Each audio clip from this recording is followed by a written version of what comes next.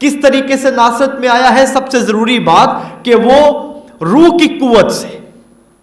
یہ بات میں کلام سنانے والوں کے لیے اور کلام سننے والے دونوں کے لیے کہتا ہوں.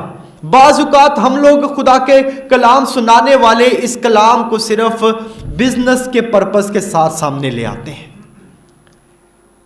اور ہمیں اس کلام کی ویلیو امپورٹنس کا پتہ نہیں ہوتا. کلام میں لکھا ہے کہ یسوع روح کی قوت سے کلام سنانے کے لیے جلیل میں واپس آیا ہے، ناصرت کو گیا ہے.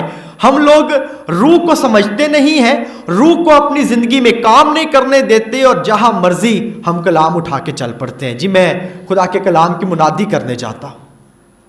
یہ کلام بزنس کے لیے نہیں ہے. اس کلام کو سنا کے اس کلام کے اندر ہم باتیں یسوع کی کر رہے ہیں لیکن فائدہ خود لے رہے ہیں. کیا یہ یسوع کا کلام ہے؟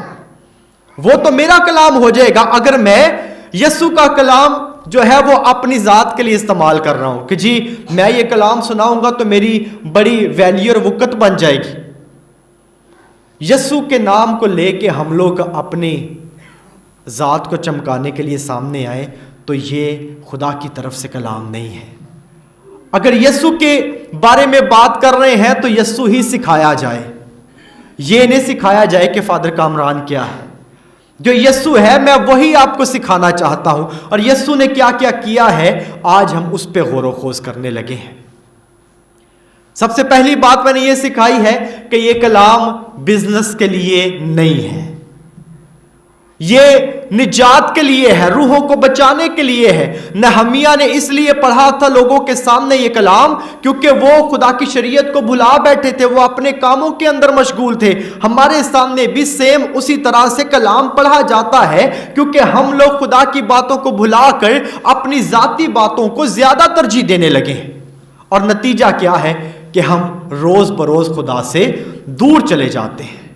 اور خدا سے دوری انسان کی موت ہے. کیا ہم اس موت کو حاصل کرنا چاہتے ہیں یا ہم خدا کے ساتھ جڑ کے ابدی زندگی کو حاصل کرنا چاہتے ہیں؟ اگر ابدی زندگی کو حاصل کرنا ہے تو پھر جو یسوع سکھاتا ہے ہم لوگ وہ مانیں گے. اور یسوع کیا سکھاتا ہے؟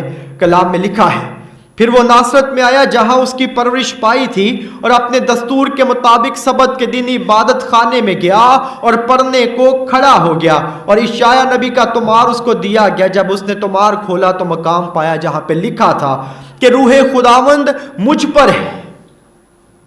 خداوند جانتا تھا کہ وہ جو کچھ کر رہا ہے وہ خدا کے روح کی قوت سے کر رہا ہے، اور یہی سب کچھ اشعیا نبی کے صحیفے کے اندر بھی لکھا تھا. خداوند آج اشعیا نبی کا یہ صحیفہ، یہ تمار کے اندر جو لکھا ہے وہ پڑھ رہا ہے کہ روح خداوند مجھ پر ہے، اس لیے اس نے مجھے مسح کیا کہ مسکینوں کو خوشخبری دوں.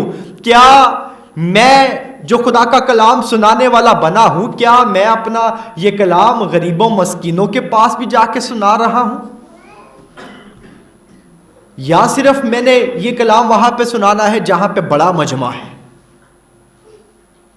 کیا ان لوگوں کو بھی خدا کا کلام سننے کی ضرورت ہے جو کسی بھی طرح سے مشکلات کا شکار ہیں، حالات کے مارے لوگ ہیں؟ کیا میں ان لوگوں کے پاس بھی جاتا ہوں، یا میں خالی ان لوگوں کے پاس جاتا ہوں جو جب میں گھر سے باہر نکلوں گا تو مجھے اچھا ہدیہ دیں گے؟ کیا خداوند نے یہ سب کیا ہے؟ خداوند کے کلام کے اندر یہ سب نہیں ہے. اس کا سارا کلام آپ اس کی زندگی کو پڑھ کے دیکھ لیں، اس کی ساری زندگی لوگوں کے بیچ میں گزری ہے. اپنی ذات کے لیے کچھ نہیں رکھا، سب کچھ جو تھا وہ بھی لوگوں کو دیا ہے، اور صرف کہا نہیں ہے، کر کے دکھایا ہے